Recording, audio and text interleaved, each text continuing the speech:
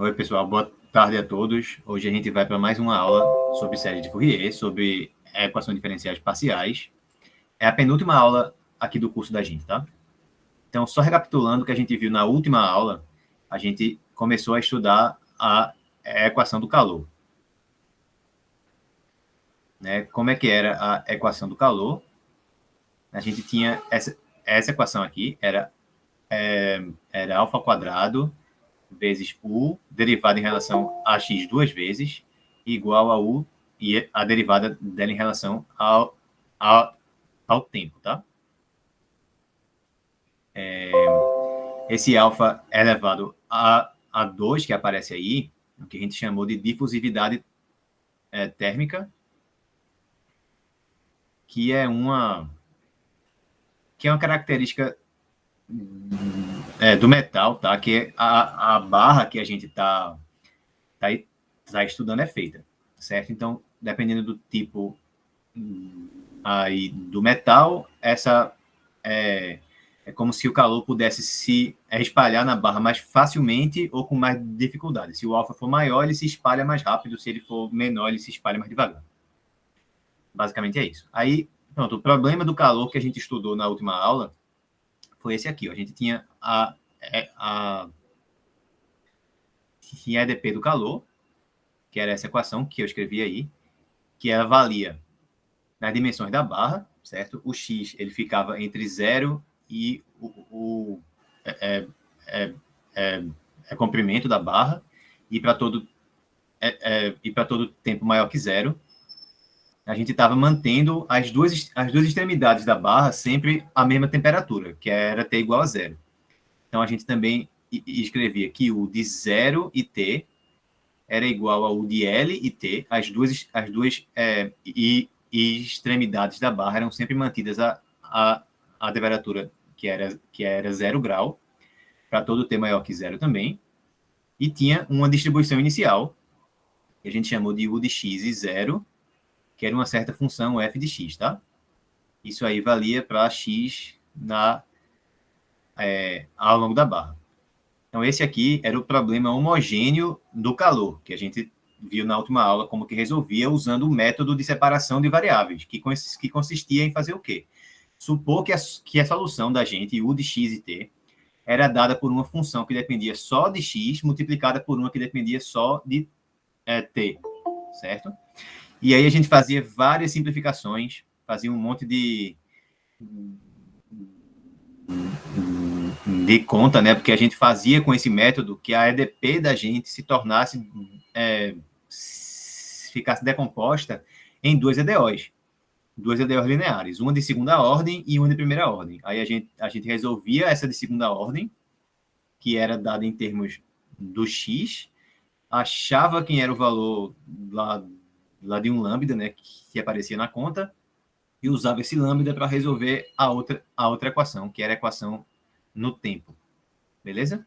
E aí, com isso, a gente viu que a nossa solução, ela tinha essa cara daqui, ó, U de x e t igual a somatório de n igual a 1 até infinito de... Pronto, tinha algum coeficiente aqui, vezes exponencial de menos n ao quadrado, π ao quadrado, alfa ao quadrado, sobre L elevado a 2, vezes T, certo? Vezes o seno de nπx sobre L. A gente viu isso fazendo o quê? Supondo que a solução, que a gente podia decompor ela como a multiplicação de uma parte que dependia só do tempo, que era essa aqui, por uma parte que dependia só do x, que era essa aqui. A gente obtinha essencialmente uma solução para cada inteiro positivo n. Essas soluções, por conta do princípio da superposição, né, que vale aqui também, porque a equação ainda ainda é linear. Se eu fizer as combinações lineares delas, aí eu obtenho a solução geral. É daí que aparecem esses coeficientes daqui. Mas como que faz para achar quem são esses coeficientes? A gente usa a última condição aqui da gente, que é da distribuição inicial. Se a gente substitui o t por 0, essa parte aqui da exponencial vai ficar 1, tá? Porque o que tem dentro da exponencial vai dar 0, vai ficar e elevado a 0, vai dar 1. Ou seja, eu ia ficar com somatório de n igual a 1 até infinito de, pronto, coeficiente vezes seno de nπx sobre L. Isso aí tem que ser igual a f de x. Ou seja, quem é que são esses coeficientes? Esses CNs aqui são justamente os coeficientes da série de Fourier. Então, da série de senos de f de x. No caso, não é de f de x, né? Como a gente viu na última aula. É da extensão ímpar e que seja periódica da função f de x. Com isso, a gente tinha uma fórmula que a gente viu também na última aula. Esses CNs eram iguais a 2 sobre L, integral de 0 até L, de f de x, seno de n pi x sobre L dx. Então, resumindo, foi isso aí que a gente viu na última aula. E dando nome aqui a essas coisas, nessa linha aqui a gente tem a equação do calor, que é um EDP, é uma equação diferencial que é parcial, né? Porque eu tenho derivadas parciais envolvidas aí. Essa parte aqui a gente chamou de condições de fronteira, ou condições de contorno, é a mesma coisa. Tá? Por quê? Porque eu estou dizendo o que é que ocorre nas extremidades da barra. Beleza? E essa última aqui é a condição inicial.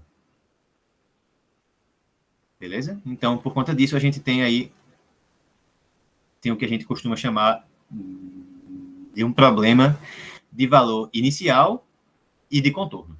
Tá certo? Tem a EDP, as condições de contorno e a condição inicial.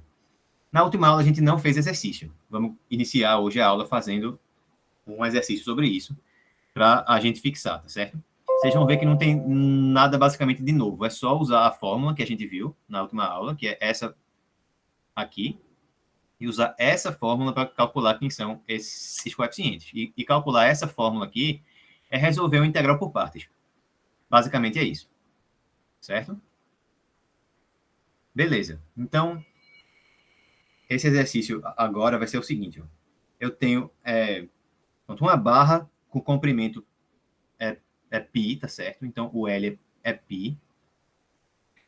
E difusividade térmica, que é alfa elevado a 2 igual a 1. Se liga que o alfa elevado a 2 já é a difusividade, tá? Então, se por acaso eu disser que a difusividade térmica é 2, já é o alfa elevado a 2, que é 2. Não é o alfa que é 2, e aí o alfa elevado a 2 seria 4, não. O alfa elevado a 2 já é a difusividade, beleza?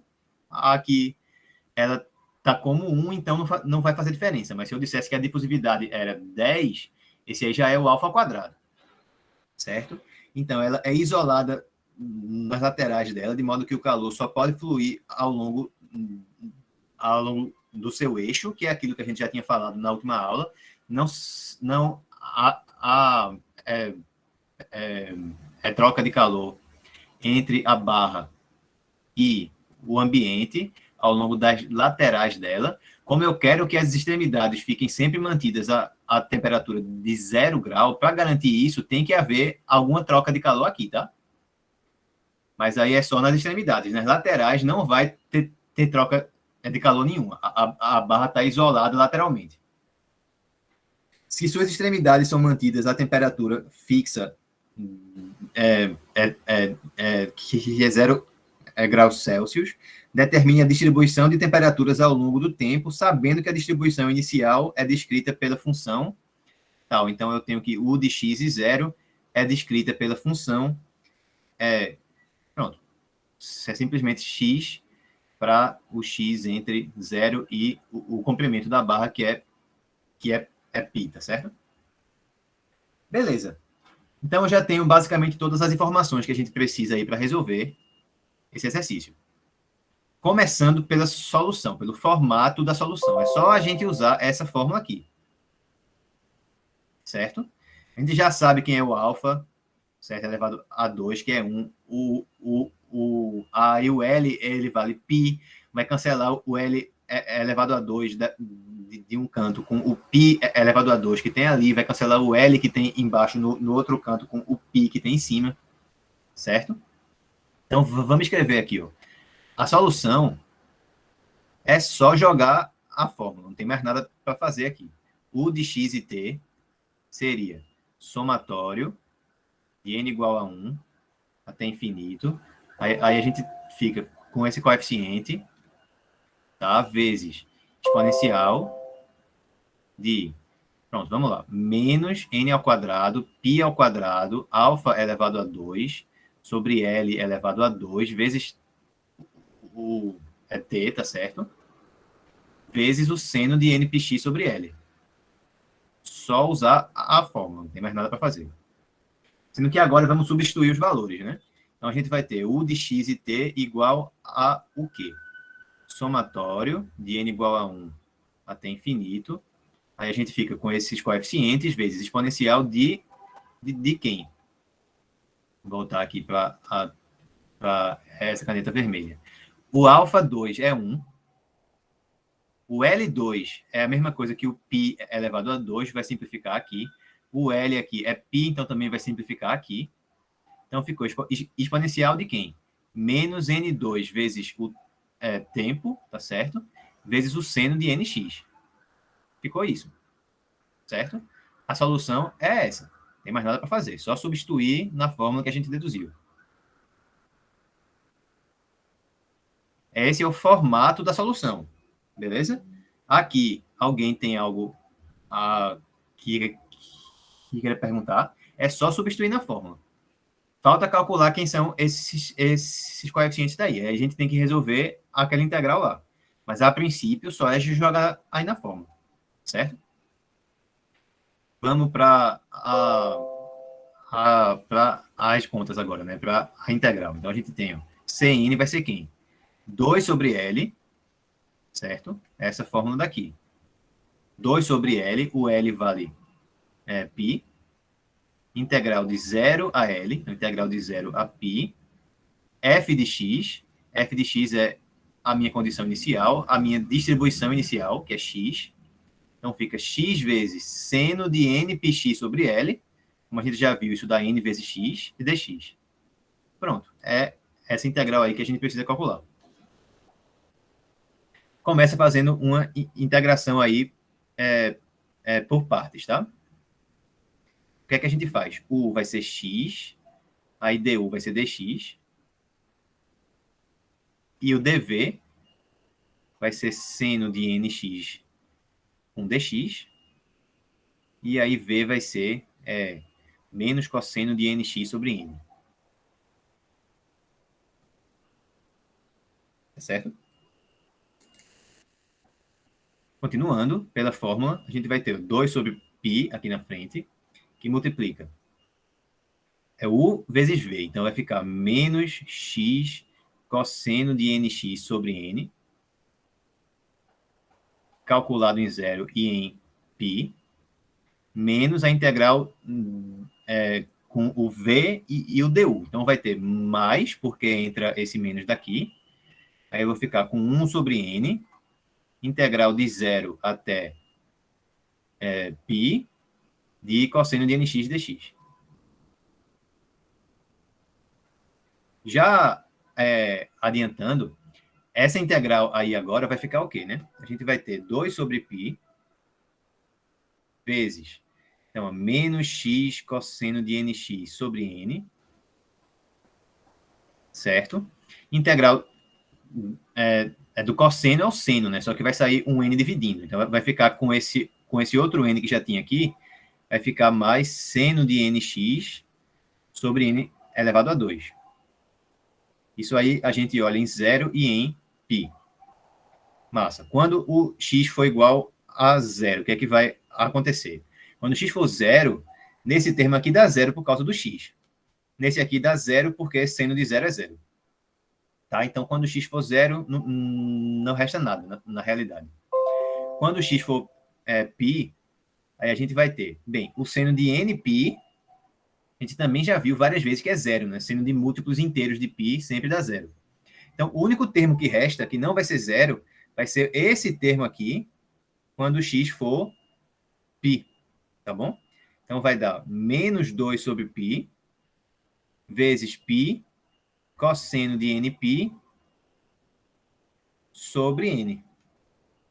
Π cancela com π, e cosseno de nπ, lembra que é a mesma coisa que menos 1 elevado a n, né? Então, vai dar menos 2 vezes menos 1 elevado a n sobre n.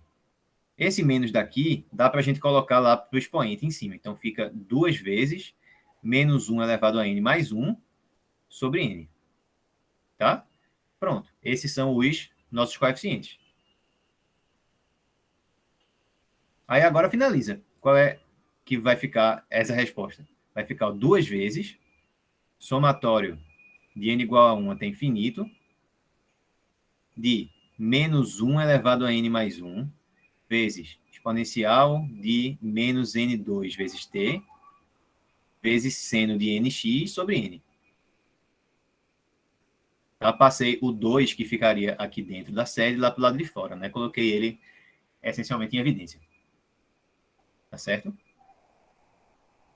Aí é isso, pessoal. Vocês entenderam? Fez aquele arrudeio é todo no final da última aula para chegar na fórmula. Depois que chega na fórmula é fácil, só é a gente substituir as coisas na fórmula e determinar quem são esses coeficientes usando algum integral que muito provavelmente vai ser feita é, vai ser feita é, é, da mesma forma que a maioria das integrais nessa parte do assunto está sendo feita, né? Está sendo feita por partes. Alguma pergunta?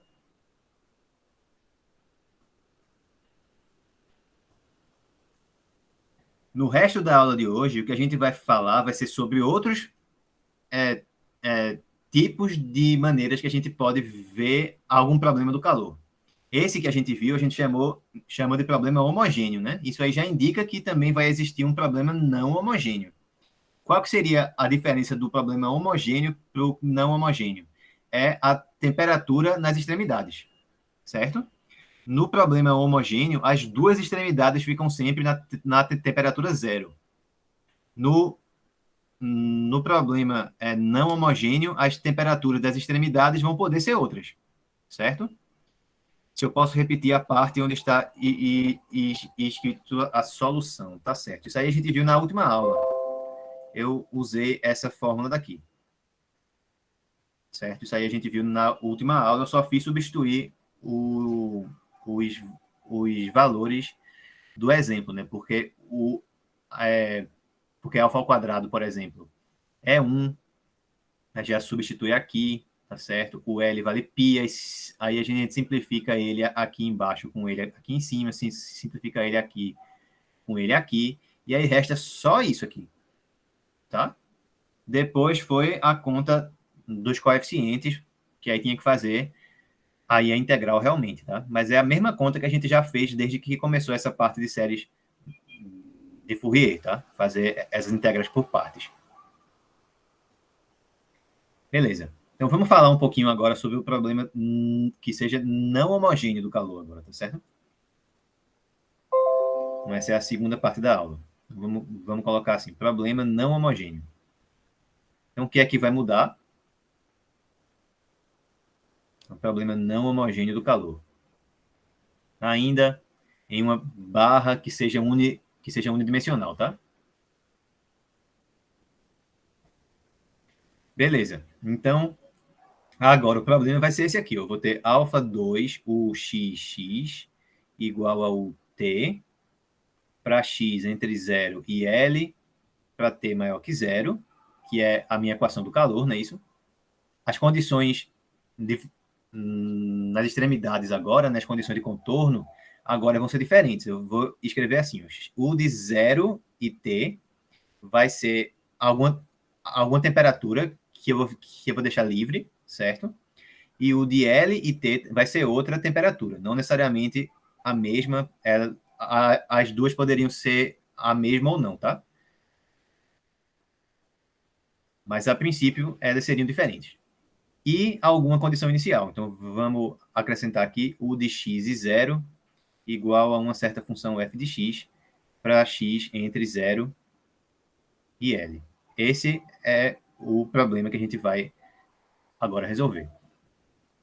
Pronto. A ideia é a seguinte, ó, é algo que me perguntaram no final da última aula, certo? Bem, por conta da exponencial aqui, ó, por conta da exponencial que aparece aqui, quando o tempo ele tende a infinito,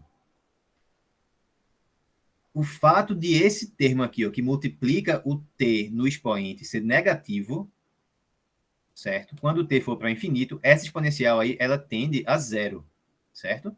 Então, todas as soluções, a distribuição tende a todo mundo ficar a temperatura zero quando o tempo tender a infinito, certo? Isso aí é fácil de entender, por quê? Porque quando a gente estuda termodinâmica, essas coisas, a gente sabe que o fluxo do calor ele vai sempre convergir para um equilíbrio térmico, né? Para uma distribuição que não vai mais depender do tempo. A convergência vai ser em direção a essa distribuição. E como as duas extremidades estão sempre a 0 grau, o equilíbrio vai ser o quê? Seria todo mundo igual a zero. Então, isso é algo que realmente faz sentido. Mas isso de a distribuição sempre tender a um equilíbrio, a uma distribuição que seja estacionária, não depende somente, não acontece somente quando as extremidades estão as duas a zero. Se elas não estivessem a zero, também iria também iria acontecer, tá? Então, o que é que eu estou querendo dizer aqui? Que quando o tempo tender a infinito,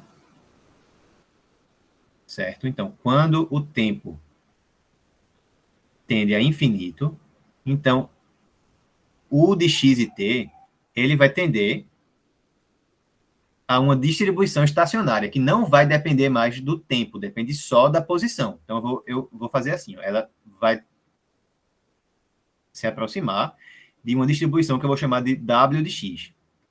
Repara o que dela? Ela não depende do tempo, certo?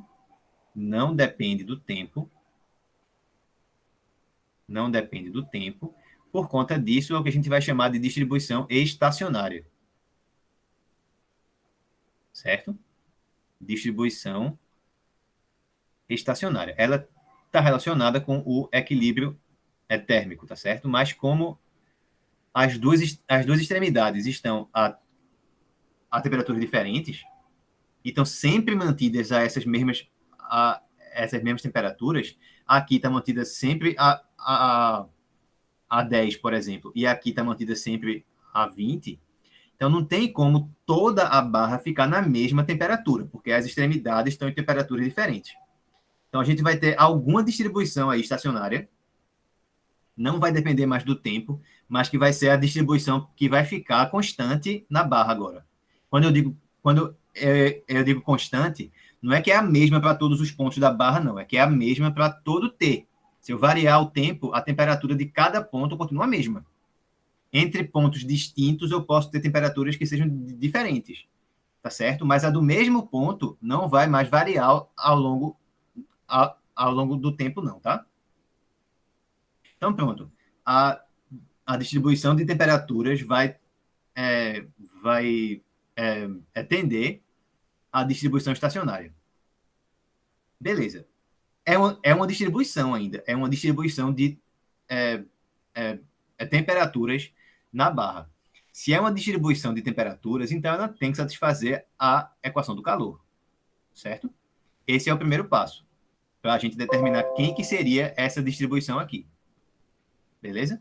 Então, a primeira observação é que W de x satisfaz a equação do calor. Por quê? Porque ela é uma distribuição de temperaturas na barra. Toda distribuição de temperaturas na barra satisfaz a equação do calor. Sendo que repara que ela não depende do tempo, né? Então, como que a equação do calor, certo? Que é essa equação aqui, se expressa em termos de W de x.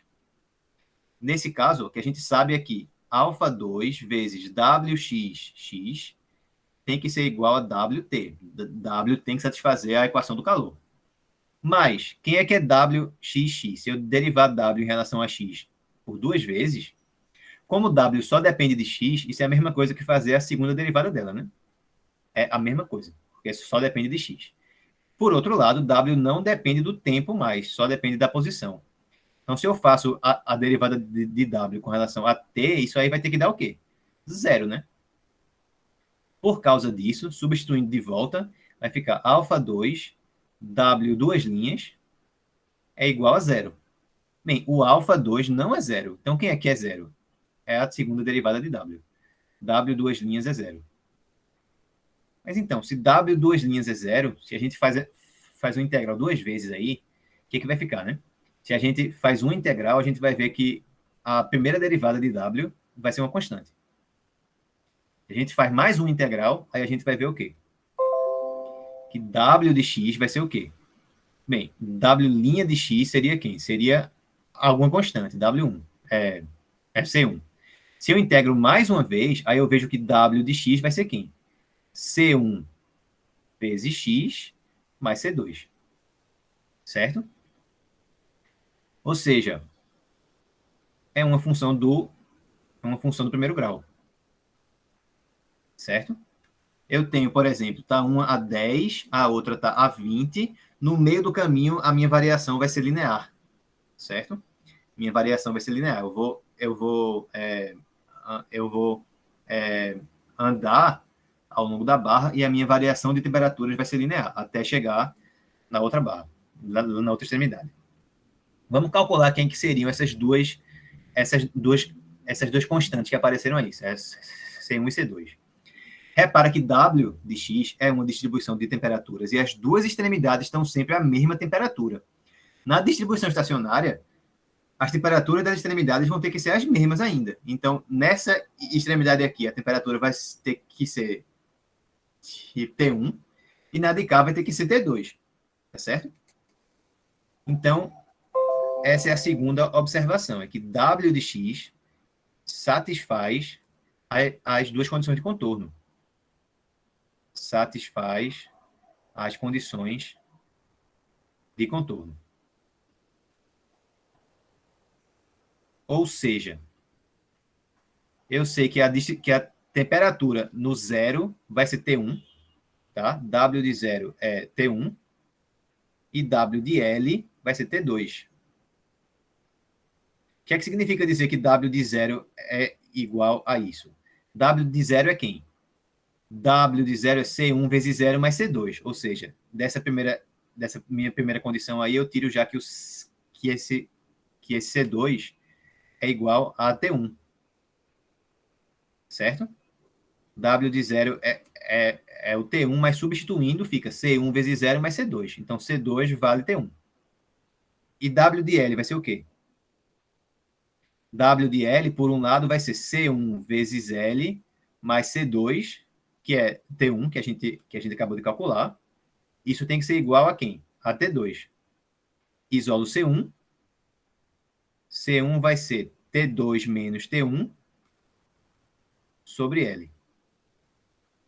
T2 menos T1 sobre L. Ou seja, a minha temperatura em L menos a temperatura em zero dividido por L. Então, eu chego na fórmula da distribuição estacionária. Com isso, a gente vê que W de x vai ser o quê? Vai ser C1, então T2 menos o T1 sobre L, vezes x, mais C2, que é o T1. Maravilha. Essa é a fórmula da distribuição estacionária. Então, eu já sei como que vai ser a distribuição quando o tempo tender a infinito. Mas não era isso que eu queria. Eu quero saber também o que é que acontece no meio do caminho, antes de chegar lá no infinito, né? Então, eu vou agora basicamente mostrar para vocês que o que acontece aqui é a mesma coisa que acontecia quando a gente tinha as equações de segunda ordem lineares. Diferenciais ordinárias que fossem lineares de segunda ordem, né? A solução geral da não homogênea era o quê? Era uma solução que era geral da homogênea associada, mais uma solução que fosse particular da não homogênea. A gente vai ver que vai acontecer algo que é muito parecido aqui. Beleza? Então, vamos fazer o seguinte, ó. Terceiro passo.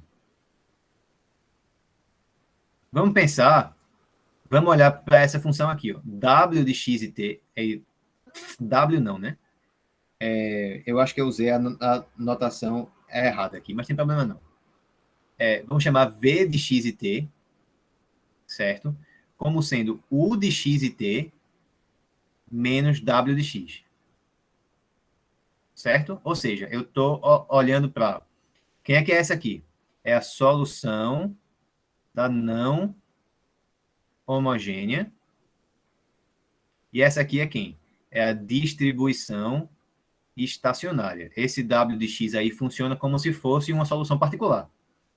Vamos ver que V de x é solução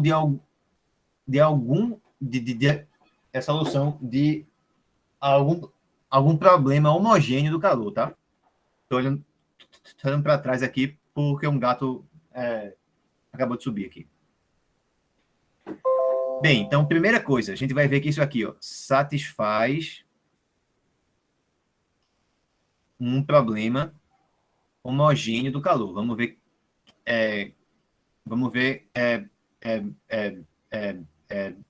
que problema é esse, tá? Satisfaz um problema homogêneo do calor. Primeira coisa é ver que o V satisfaz a equação do calor, né? Então, parte 1 aqui seria ver que V satisfaz a equação do calor. Então, eu tenho que ver que alfa2 vezes Vxx é igual a V T. Então, quem é que é a segunda derivada de V? Vxx vai ser UXX, certo? Menos WXX, né? Que como W só depende de X, vai ser W duas linhas. Mas W duas linhas é o quê? A gente já viu isso aqui em algum lugar, ó. Aqui. W duas linhas é zero, certo? Então, isso aqui é zero, portanto, isso aqui vai dar UXX. Tá? Então, a segunda derivada de V com relação a X é igual à segunda derivada de U com relação a X. Da mesma maneira, a derivada de V com relação ao tempo é o quê? A derivada de U com relação ao tempo menos a derivada de W com relação ao tempo. Mas W é uma distribuição estacionária, ela não depende do tempo mais. Então, isso aqui é zero, tá? Então, isso aqui dá UT. Certo? Portanto, eu posso afirmar que V satisfaz a equação do calor. Por quê? Porque U satisfaz. Certo? Então, como a gente sabe que alfa2 Vxx é a mesma coisa que alfa2 UXX, né? Porque Vxx é a mesma coisa que UXX. Da equação do calor, eu sei que isso aqui é igual a UT, mas a gente acabou de ver que UT é a mesma coisa que VT. Ou seja, isso deu igual a isso. Então, V satisfaz a equação do calor. Certo? V de x e t satisfaz a EQ do calor. Segunda coisa, vamos ver quais são as condições de contorno que são satisfeitas por V, certo? Então, quem é que é V de 0 e T? V de 0 e T vai ser U de 0 e T menos W de 0. Mas quem é que é U de 0 e T? Olha aqui, ó, U de 0 e T é T1. E quem é que é W de 0? Também. Então, isso aqui dá T1 menos T1, dá 0. Beleza? Da mesma maneira, V de L e T é o quê? É U de L e T menos, menos o W de L. Menos o W de L. Certo? Então, quem é que é U de L e T? Tá aqui, certo? T2. E quem que é W de L? Mesma coisa. Então, deu T2 menos T2, 0. Então, pronto. Isso aí já mostra, ó, que V vai ser a solução de algum problema que seja homogêneo, certo? Do calor. Só falta ver qual que é a distribuição inicial desse problema homogêneo. Tá? Por que é homogêneo? Porque as temperaturas nas extremidades, ó, em 0 e em L, deram 0. Certo? Terceira coisa é qual que é a distribuição inicial. Então, quem é que é V de x e 0? V de x e 0 é U de x e 0 menos W de x. Certo? Quem é que é U de x e 0? U de x e 0 é a distribuição inicial do problema não homogêneo, f de x. Ou seja, isso aqui vai dar f de x menos w de x. Resumindo, certo? Então, se eu achar quem é essa v daqui, certo? Eu sei quem é essa u de cá. Por quê? Porque eu sei quem é esse w daqui. Então, resumindo, tá? A u de x e t, ela é w de x mais v de x e t. Passei o w lá para o outro lado. Onde w de x é a distribuição estacionária, ou seja, vai ser T2 menos T1 sobre L vezes x mais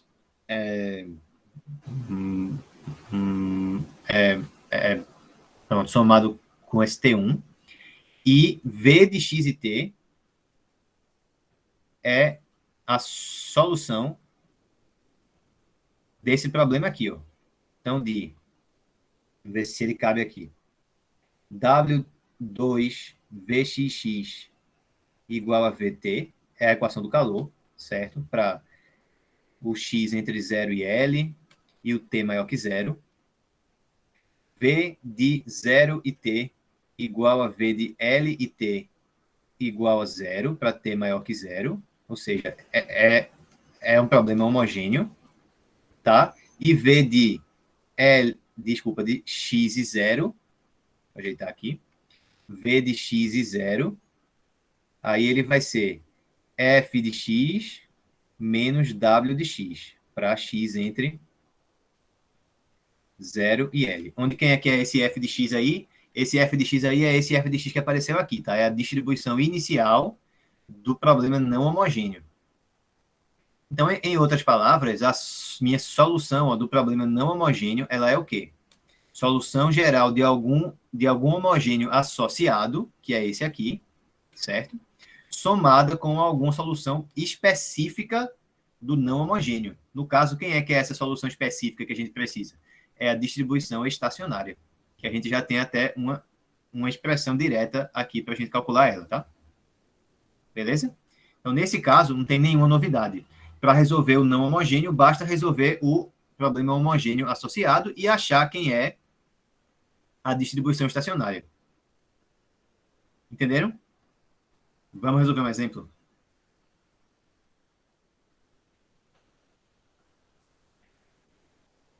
Pronto, o exemplo vai ser esse daqui, ó. Bem, a gente tem que resolver o seguinte problema. O xx igual a ut para o x entre 0 e π e o t maior que 0, tá? O de 0 e t vai ser igual a, pronto, 2π, e o de π e t aí vai ser igual a π, então as duas extremidades estão sempre mantidas à mesma temperatura, certo? Mas temperaturas que não são zero. E a distribuição inicial, o de x e 0, aí vai ser igual a 2 vezes π, certo? Para x entre 0 e L. Então eu quero resolver esse problema aí. O que é que eu tenho que fazer? A solução, pelo que a gente acabou de ver, u de x e t, ela vai ser w de x mais v de x e t. Primeira coisa, vamos achar quem é que é esse carinha aqui. W de x, ó, pelo que a gente viu, ele é T2 menos T1 sobre L vezes x mais T1, certo? Esse T2 que aparece aqui é em L, tá? Esse T1 que aparece aqui é em 0. Ou seja, esse aqui que é o T1, tá certo? E esse aqui que vai ficar sendo o que vai fazer o papel do T2. Então, aqui vai dar π menos 2π sobre π, né? O L aqui, ó, é π, tá certo? Vezes x mais T1, que é 2 vezes π. Π com menos 2π deu menos π, cortou com o π de baixo, ficou menos 1, deu menos x mais 2π. Menos x mais 2π. Então, essa é a distribuição estacionária. Agora, como que é o problema, como que é o problema associado, homogêneo? Eu vou achar usando a mesma coisa que eu tenho aqui, sendo que as condições vão ser homogêneas nas extremidades, certo? E a distribuição inicial vai mudar, porque eu vou ter que levar em conta esse W de x que eu calculei aqui. Então, V de x e t é solução de quem? Desse problema aqui, ó. Começa com a equação do calor, V de x e x igual a V de t, certo? Para 0 menor que x, menor que π, t maior que 0. Repara que o alfa elevado a 2, aí é 1, né? Que é o 1 que está aparecendo aqui. As condições na borda, nas extremidades, as duas são 0.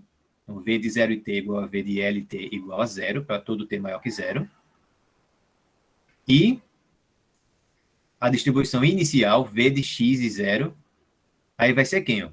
Pelo que a gente viu aqui, ela é distribuição do não homogêneo menos a estacionária. Então, quem é a distribuição do não homogêneo? Distribuição inicial do não homogêneo é essa aqui. Ó. Então, fica 2π menos a estacionária. Então, menos x mais 2π. Quanto que dá isso? 2π menos x vai ficar mais x e menos 2π, né? Então, 2π menos 2π cancelou, ficou só x. Certo? Para todo x entre 0 e π. Então, a gente tem que resolver exatamente esse problema aí. Mas esse exemplo é exatamente o mesmo exemplo que a gente resolveu aqui. Ó. Exatamente o mesmo que a gente resolveu aqui, sendo que eu não tinha escrito as equações, né? Mas veio que o alfa 2 era 1, o L é π, da mesma forma que ele é aqui, tá certo?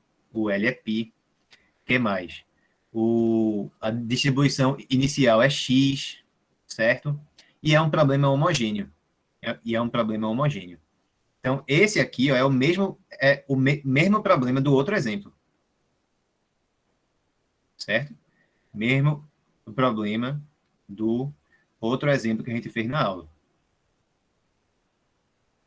Então, a gente já sabe qual é a solução aqui, tá certo? Eu estou aproveitando as contas que a gente já fez, tá? Então, quem é que é V de x e t? É a solução que a gente calculou lá atrás, que a gente calculou aqui, ó. Pronto, é essa.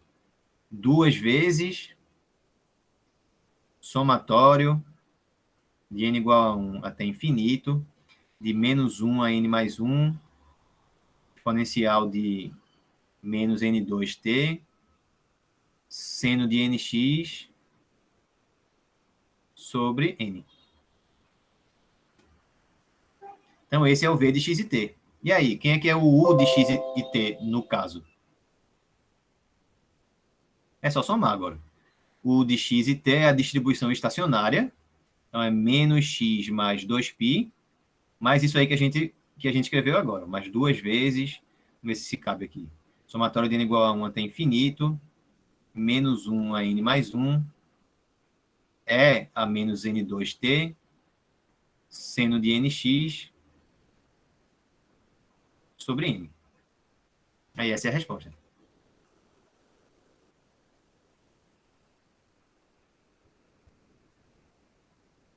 Alguma dúvida? Então, repara que esse problema, para resolver ele, o não homogêneo, a gente usa o homogêneo. Algo que a gente já fez várias vezes aqui, né? Para resolver um não homogêneo, a gente apelou para um homogêneo associado. É a mesma ideia. Certo? Então, resolve o homogêneo associado e usa a solução dele para resolver esse problema não homogêneo.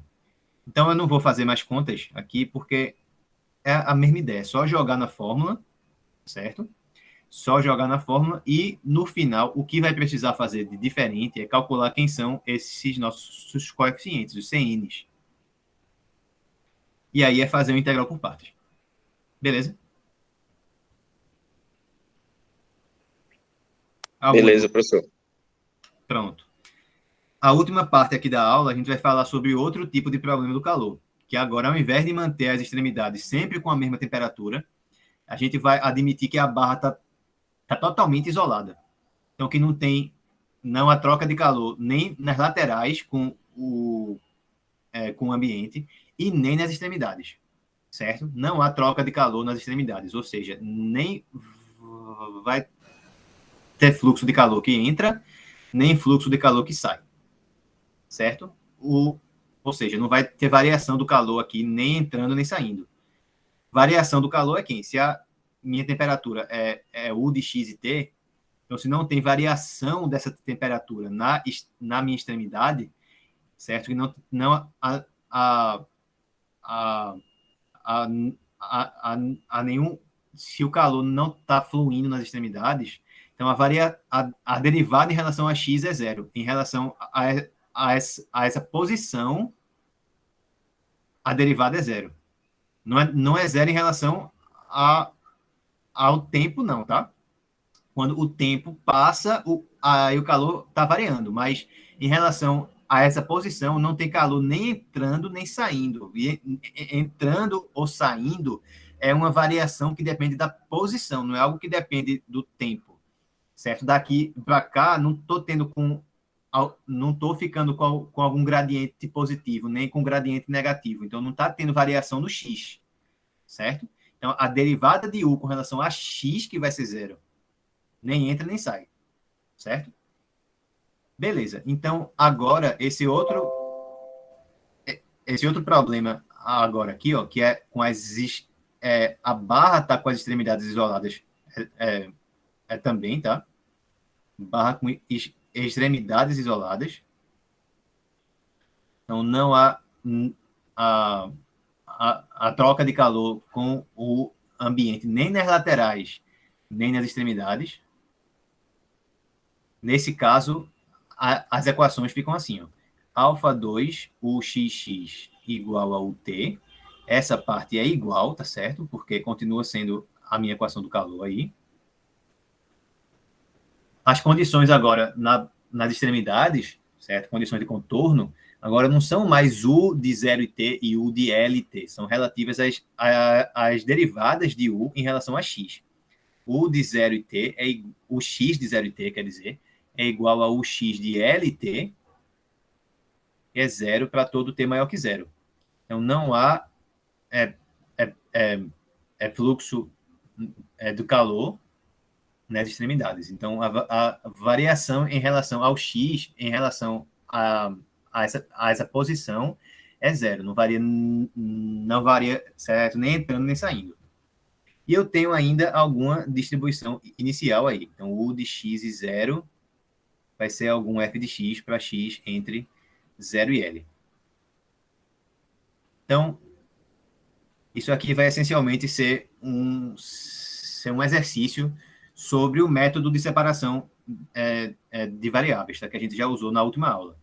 Eu vou só rapidinho ligar a luz aqui, tá? Que eu esqueci de fazer isso antes da aula. Rapidinho.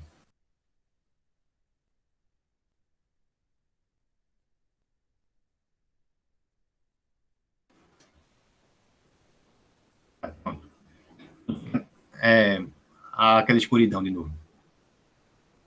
Então, como que funciona o método, né? Eu tenho que supor que a minha solução... Então, vamos lá. Vamos usar o método de separação de variáveis. Como que funciona? Eu tenho que supor que a minha solução ela é a multiplicação de uma função que depende só de x por uma que depende só de t. Certo? Então, eu vou dizer ó, que u de x e t é x de x vezes t de t. Esse é o passo inicial do método. Certo? Agora, eu vou ver como que essa minha suposição se lê em termos da equação do calor. certo? Então, a primeira coisa aqui é analisar como que fica a equação do calor com essa suposição. Eu vou basicamente repetir o que a gente fez na última aula, tá? Sendo que lá na frente a gente vai ter conclusões diferentes. Por quê? Porque a gente está começando com algum problema diferente, né? A gente não tem condições de contorno no U, tem condições de contorno nas derivadas de U. Então, a equação do calor vai ficar o quê? Quem é que é o xx? Como só quem depende de x aqui é essa função, derivar duas vezes em relação a x, vai me dar o quê? A gente vai ficar com alfa 2, x duas linhas, vezes t, certo? Essa aqui não depende de x, então quando eu derivar em relação a x, ela se comporta como se fosse constante. E quem é a derivada de u com relação ao tempo? Aí agora é o contrário, só quem depende do tempo é essa aqui. Essa aqui se comporta como se fosse uma constante. Então fica x vezes a derivada de t, t'. Separa de um lado tudo que envolve x, do outro tudo que envolve t, tá certo? Aí fica x duas linhas sobre x igual a 1 sobre alfa 2 t' sobre t. Aí lembram daquela argumentação da última aula? Esse lado aqui só depende de x, esse lado aqui só depende de t. Sendo que x e t são variáveis independentes, então não pode ter alguma relação entre elas, ter alguma equação que relacione elas. A única forma de essa equação aí ser verdadeira é se os dois lados forem iguais ao quê? A um constante. Tá? Não pode depender de x, nem pode depender de t, senão a gente teria um absurdo, teria alguma relação entre duas variáveis que são independentes. Então tem que ser uma constante ali, um lambda. Isso gera duas equações, né? Gera duas EDOs agora. Quem é que é um EDO? Seria olhando só para o x. Ficaria x duas linhas igual a lambda x, passa para o outro lado, fica assim. Quem é que é a outra EDO? É olhando só para o tempo. A gente teria t' igual a lambda alfa 2t. Passa para o outro lado, fica menos lambda alfa 2t igual a zero. E aí? A gente tem que olhar agora para essa equação aqui. E considerar todos os casos possíveis em relação ao sinal do lambda. Beleza? Vamos chamar essa aqui de EDO A, essa aqui de EDO B. Então, a segunda parte é... Bem, a gente vai resolver A, tá certo? Resolver a equação A. Mas a segunda parte mesmo aqui da conta é ver como que as condições de contorno ficam. Beleza? Com o que a gente já sabe até aqui. Condições de contorno. Condições de contorno são quais? São essas, tá? São essas. Então, a gente vai ter, primeira coisa, se eu tenho o x, se ele é isso aqui, quem é que é a derivada de u com relação a x? Derivada de u com relação a x é x' vezes t, né? Portanto, quem é que é o x de 0 e t? Vai ser x' de 0 vezes t de t. Sendo que o x de 0 e t é 0. Se eu tenho essa multiplicação aí dando 0, ou x' de 0 é 0, ou t de t é 0.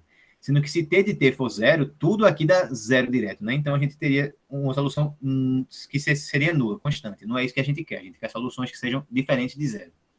Então quem tem que ser 0 é o x' de 0. Tá? X' de 0 é 0. Segunda coisa, na outra extremidade. O x de L e T vai dar x' de L, T de T. Isso aí tem que ser 0. E aí, pelo mesmo motivo, quem tem que ser 0 aí é x' de L. Tá? Então, a gente vai agora resolver essa equação aqui, sujeita a essas duas condições de contorno. Tá? Então, resolver a equação A com as condições de contorno que a gente calculou. Até aqui, beleza? Estou só repetindo tudo. Até aqui é exatamente a mesma coisa da última aula, certo? Praticamente. Só muda agora que aqui, nesse segundo passo, a gente tinha derivado em relação a U, né? Na última aula, era só U de x e t que a gente tinha. Aí não precisava derivar. Mas era basicamente igual. Agora, a gente tem que separar em casos aqui de acordo com o sinal do lambda. A gente faz se o lambda for maior que zero, vê o que é que vai dar. Faz se o lambda for zero, vê o que é que vai dar. Faz se o lambda for menor que zero e vê o que é que vai dar.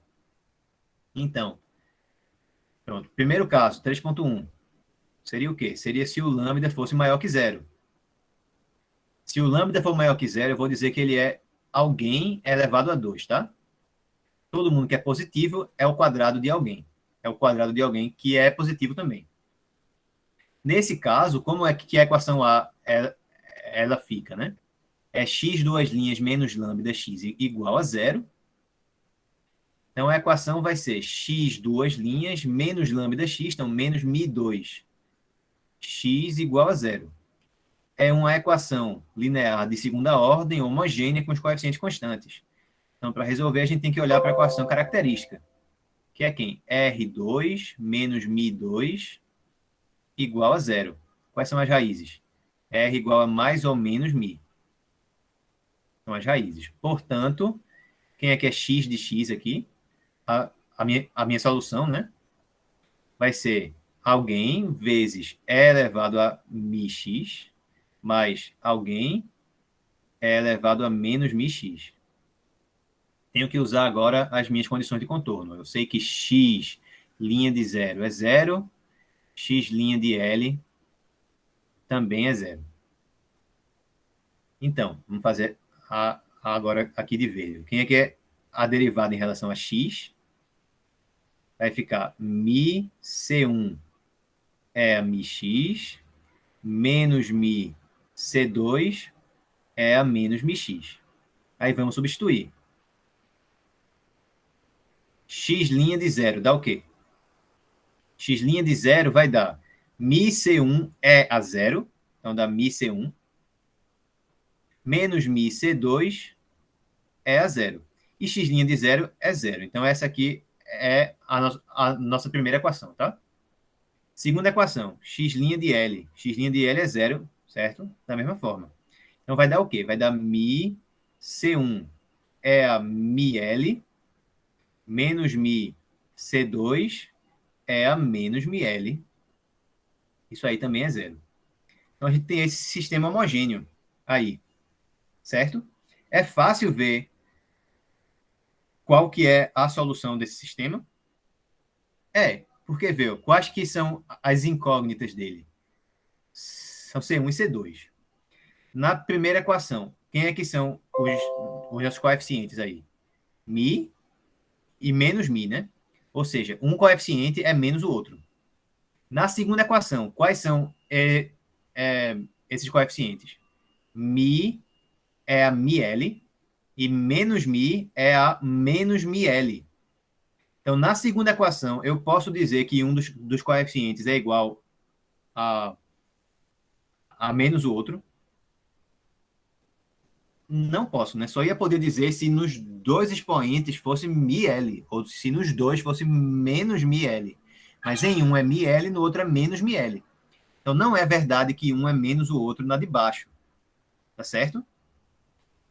Como eu tenho duas equações e duas incógnitas, e uma equação não é múltipla da outra, só pode ter uma solução isso aí. Todo mundo igual a zero. Tá certo?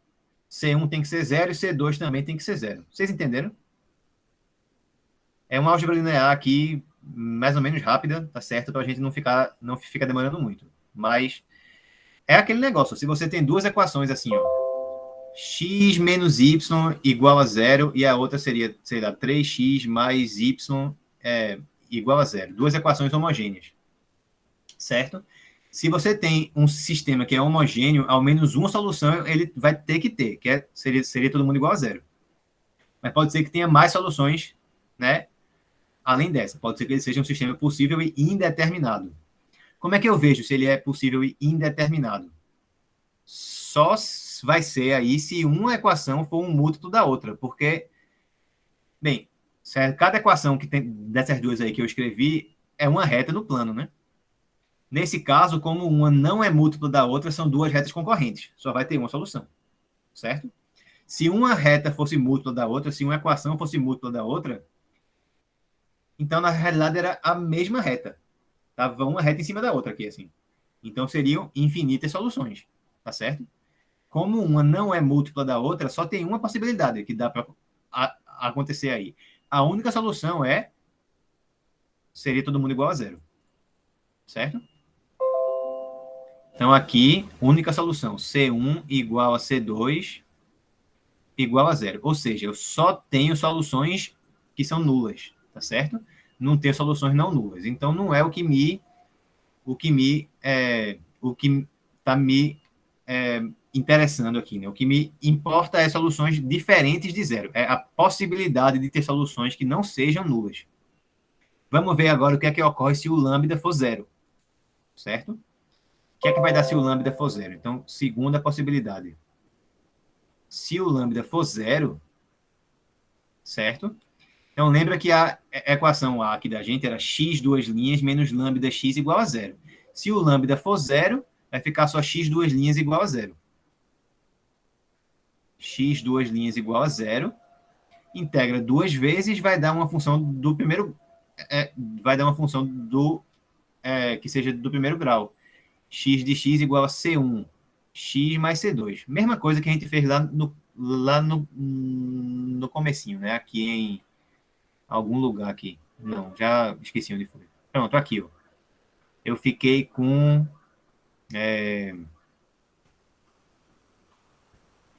Não foi aqui, não, foi aqui. Pronto, eu sabia que o W duas linhas era zero, então se eu integrasse duas vezes, dava algo que era do primeiro grau. Então aqui é a mesma coisa. Se o x duas linhas é zero, se eu integro duas vezes, vai dar algo do primeiro grau. Tá certo. Então, condições da gente são essas aqui, tá? Então, quem é a minha derivada aqui? X' de x vai ser igual a quem? Vai ser só essa constante que aqui aparece, tá? Essa aqui não apareceu. Na hora que eu derivei, ela já desapareceu. Então, ó, fazer as duas condições de contorno, x' de 0 igual a 0 e x' de L igual a 0, só me dá uma informação, só me dá que o C1 é 0. Mas o C2 ficou livre, certo? Então, x de x seria quem? Seria alguma constante. Seria alguma constante. Há a possibilidade de essa solução ser diferente de zero, de ela não ser nula. É só o C2, C1, C-1, C20, tá? Então, aqui deu certo. Eu achei agora a possibilidade de que eu tenha alguma solução que seja diferente de zero, que seja não nula, tá? Então, o x de x vai ter que ser uma constante. Para ficar na forma já bonitinha lá das séries de Fourier, certo? Eu vou escrever que essa solução ela é o seguinte, tá? Eu vou escrever que ela é o seguinte, o x0 de x, ela é um certo coeficiente C0 sobre 2, certo? Por que eu coloquei esse índice aí embaixo, zero? Porque ela é relativa ao lambda, que é zero, tá? E por que eu escrevi assim? Bem, ela é uma constante, né? Então eu posso pensar que ela é outra constante dividida, certo, por 2, tá? E porque na hora que eu for montar no final as séries de Fourier, na série, esse coeficiente que não depende de ninguém, que ele fica isolado, que ele é uma constante só, ele fica nesse formato. Ele é algum coeficiente dividido, lá dividido por 2, né? Então já vou deixar assim para ficar bem no formato da série de Fourier, tá? Agora, a última possibilidade, que é o lambda ser menor que zero. Vamos ver o que é que acontece se o lambda for menor que zero aqui. Terceiro caso, lambda menor que zero. Então, a gente vai dizer que o lambda é menos o quadrado de alguém, menos μ elevado a 2. Aí a EDO vai ficar, bem, ela era x duas linhas, menos lambda x igual a zero. Como o lambda é menos μ2, então vai ficar x duas linhas mais μ2 vezes x igual a zero. Aí a equação característica vai ser R2 mais μ2 igual a zero. E aí as raízes vão ser R igual a mais ou menos mi vezes I. Certo? E a nossa solução, x de x, vai ser C1 seno de μx, certo? Mais C2 cosseno de μx. Então, repara que esse assunto, basicamente, ele mistura todos os assuntos que a gente viu até agora, né? Menos a chamada de Laplace, mas o resto ele utiliza. Então, para aplicar as condições de contorno, a gente precisa derivar. Então, quem é a derivada aqui? O x' de x é quem?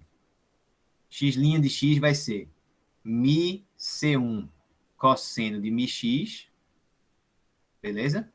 Menos mi C2 seno de μx. Substitui agora. Aí o que é que vai dar? X' de zero vai ser o quê? Vamos escrever aqui. X' de zero vai dar mi C1 cosseno de zero, que é 1, né? Então, mi C1, menos mi C2 seno de zero. Seno de zero é zero. Então, deu mi C1 só. E x' de zero é zero, né? Então, zero. Certo? O mi não é zero. Se o mi fosse zero, aí o lambda seria zero. Mas o lambda é menor que zero. Então, quem tem que ser zero aí é o coeficiente C1. Certo? C1 é zero. Vamos ver agora o outro do coeficiente com a outra equação. Quem é que seria x' de L? X' de L, ó, a gente já sabe que esse aqui é zero, né? Então só ficou o outro. Aí vai dar menos mi C2 seno de mi vezes L. Certo? Seno de mi vezes L. Deixa eu só ver se eu escrevi certo aqui no final. Então, escrevi, ó. Então eu quero que isso aí seja zero. Bem, a gente já viu que o mi não é zero. O C2 ele até poderia ser zero, mas se ele for zero, o C1 já é zero, né? Então, se os dois forem zero, todo mundo vai ser zero aqui, a solução seria nula. Não interessa. Então, o que interessa é soluções diferentes de zero. Então, para eu ter uma solução aí diferente de zero, quem tem que ser zero é quem? É o seno de mi L. Seno de mi vezes L tem que ser igual a zero.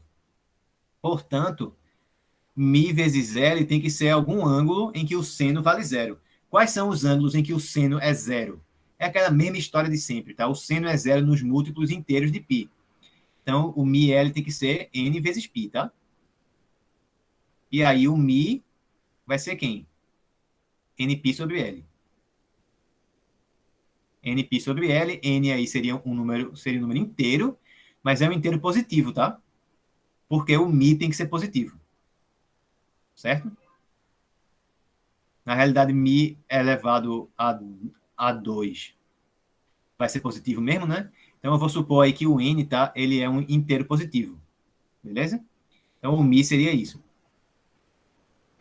Então, se eu sei quem é o mi, eu também sei quem é o lambda. Lambda vai vir daqui, ó. Lambda vai ser menos isso aí elevado a 2. Então, vamos continuar aqui embaixo. Ó, eu sei que mi é nπ sobre L e lambda é quem? É menos mi2. Então, vai ser menos n2 π2 sobre L2.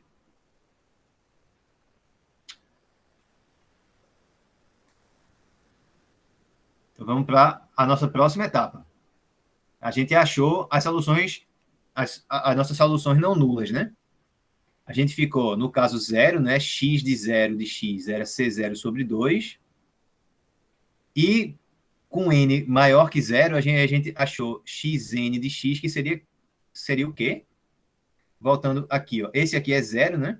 Então ficou só C2 cosseno de μx. Então ficou alguma, alguma constante, tá? Que eu vou chamar agora de Cn, porque vai ser uma para cada valor de n que a gente colocar aqui, vezes o cosseno de μx. Então, cosseno de nπx sobre L. Repara que está bem parecido com o que a gente viu na última aula, sendo que lá ficava o quê? Lá ficava seno, né? Que nem a gente viu aqui, ó. Lá ficava seno aqui. Agora ficou cosseno. Certo? Na hora que eu mudei as minhas condições de contorno, para eu ter derivadas agora, ao invés de simplesmente u, tá? O que era seno agora é cosseno, E a gente também tem essa outra condição, essa outra possibilidade constante aqui. Vamos para a nossa próxima etapa agora, quarta etapa. Qual que é a quarta etapa? A gente já resolveu a equação A, né? Falta resolver a equação B, com os valores de lambda que a gente achou. No caso, lambda igual a zero e o lambda menor que zero.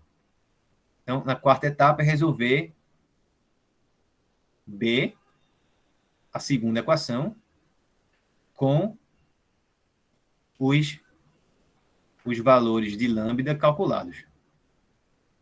Repara que eu estou dando meio que uma receita para vocês, tá?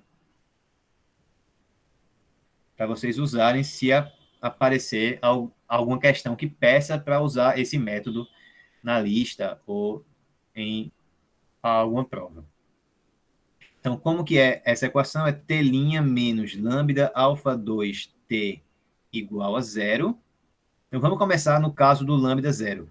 Né? No caso do lambda zero, dá simplesmente t' igual a zero, né? Então, t de t seria uma constante. Como aqui já está aparecendo alguma constante, e no final a gente vai ter que sair multiplicando tudo, certo? Aqui, ó.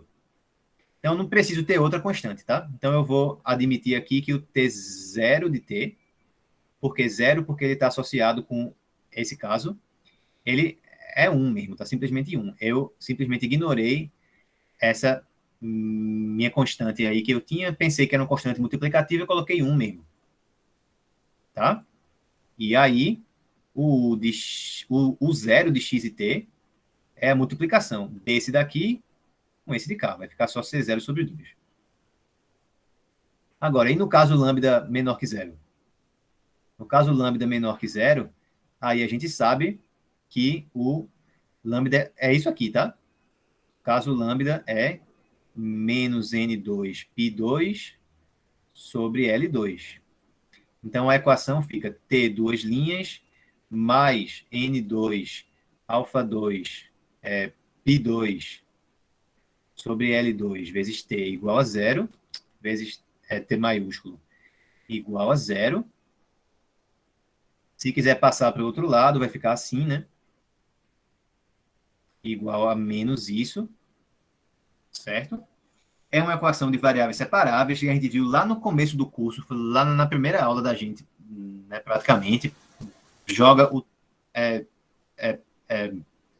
T pro lado esquerdo dividindo, integra tudo, vai ver que a solução é um exponencial. Aí eu deixo para vocês finalizarem aí esses detalhes, vai ver que o T de T, ele é exponencial de menos n ao quadrado, π ao quadrado, alfa ao quadrado sobre L ao quadrado, vezes T. É a mesma coisa da última aula, tá? No caso aqui, esse vai ser quem? Vai ser o Tn de T, tá certo? Por quê? Porque é um valor para cada valor de n que a gente escolher aqui. Então, a gente também obtém soluções fundamentais aqui, ó. O n de x e t seria quem? Multiplica o xn pelo Tn. Então, vai dar exponencial disso aí, menos N2, π2, alfa 2, sobre L2 vezes T, vezes o cosseno de nπx sobre L. Tá quase terminando, tá? E aí a gente já finaliza a aula. Pronto, a gente tem essas soluções aqui, tem essa solução e tem essas. São todas as soluções que a gente achou, as soluções fundamentais. Como o problema ele é um problema linear, não tem derivada multiplicada por outra derivada, tá? Não tem derivada ao quadrado, por exemplo. É um problema que é linear. Então, soma de soluções ainda é solução. Combinação linear de soluções ainda é solução. No caso, a solução geral vai ser a combinação linear de todas as soluções que a gente achou. Então, é só multiplicar essas que a gente achou aí por alguma constante e adicionar tudinho. Como é uma solução para cada número natural, né? Para cada inteiro de zero em diante, a soma da combinação linear vai ser uma série infinita. E repara que aqui já tem esse coeficiente, né? Então, eu não vou multiplicar por nada na combinação linear, porque senão iam ficar coeficientes e um fica coeficiente redundante. Então, quem é que é a solução aí do problema da gente? U de x e t vai ser quem? Essa aqui, mais a série infinita dessas. Então, C0 sobre 2, mais somatório de n igual a 1 até infinito de algum coeficiente, vezes exponencial, menos n2 π2 alfa 2 sobre L2 vezes t, cosseno de n πx sobre L. Essa é a solução desse problema.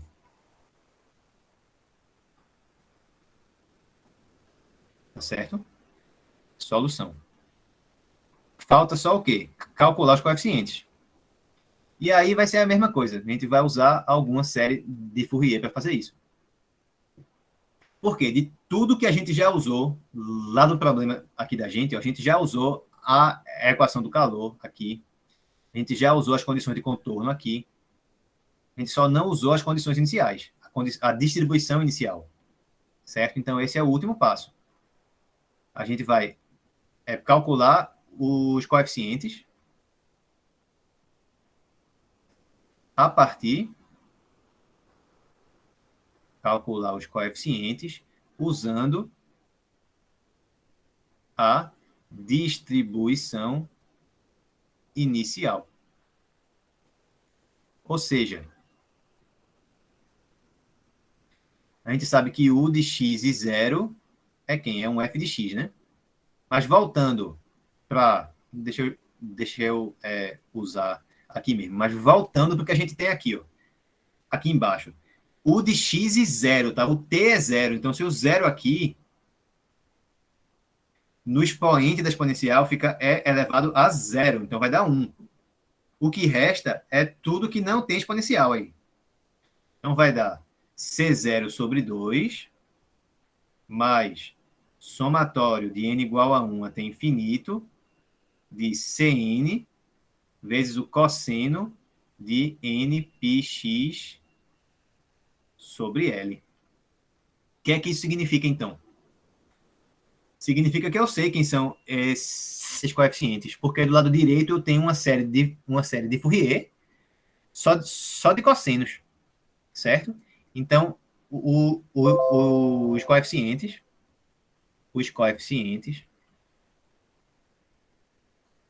são os obtidos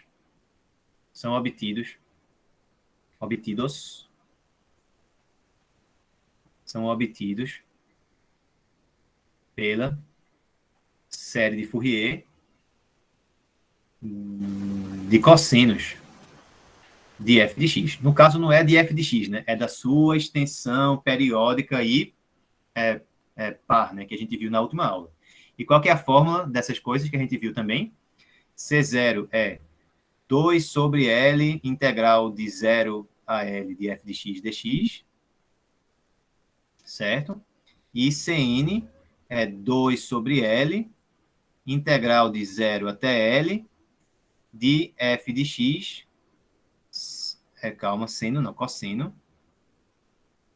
cosseno de nπx sobre L dx.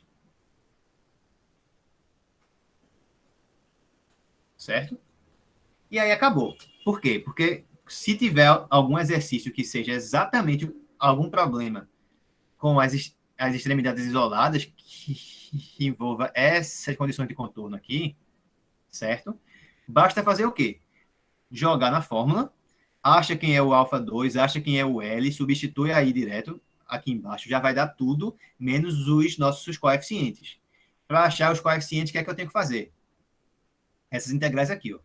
Que nem a gente fez lá no primeiro exemplo, lá no começo. A gente teve que fazer essas integrais, tá certo? Só foi uma integral no caso, porque nesse outro exemplo era uma série de Fourier de quê? De senos, né? Então só tinha uma integral. Nesse caso agora, como é uma série de Fourier que envolve somente o quê? Somente os cossenos, aí tem duas integrais, porque tem que fazer também a integral para calcular quem é o C0. Tá? Então é só jogar a fórmula e na segunda parte, para achar quem são esses coeficientes, fazer as integrais. Tá bom? Com isso eu finalizo a parte da equação do calor. se vocês quiserem, na próxima aula eu posso resolver um exercício, mas vai ser algum exercício bem parecido com esse primeiro que eu fiz aí, tá? Só jogar na fórmula e resolver as integrais embaixo por partes. Mas eu posso resolver algum exercício na última aula para a gente começar. E aí a gente vai finalizar o assunto na última aula falando sobre a ideal da onda, certo? Que vai modelar como que uma onda, como que ela se propaga em alguma corda que seja unidimensional, tá? Também dá para estudar como que fica essa equação da onda em uma superfície, por exemplo. Então, aí você modelaria como que fica, por exemplo, quando você solta alguma pedra na água, como que aquelas ondinhas lá se e espalham depois a partir dessa equação, tá? Ou então, por exemplo, como que se você tem uma bateria, um tambor, por exemplo, e aí você bate nele, e aí a membrana lá da superfície do tambor, certo? Ela fica tremendo lá. Então, você pode modelar isso também com essas equações. Beleza? Só que a gente só vai ver o caso unidimensional, que, se quiser pensar, é como se fosse uma corda de violão, por exemplo. Tá? Se der tempo, eu faço algum comentário também sobre a identidade de Parseval, que vocês usaram na lista, que é só uma observação simples, certo? Nada demais. E aí a gente finaliza o assunto, tá? Na nossa próxima aula. Então, vou encerrar aqui a gravação, mas se depois da aula alguém quiser me perguntar algo, vocês fiquem à vontade, como sempre. Certo, pessoal? Boa tarde aí para vocês.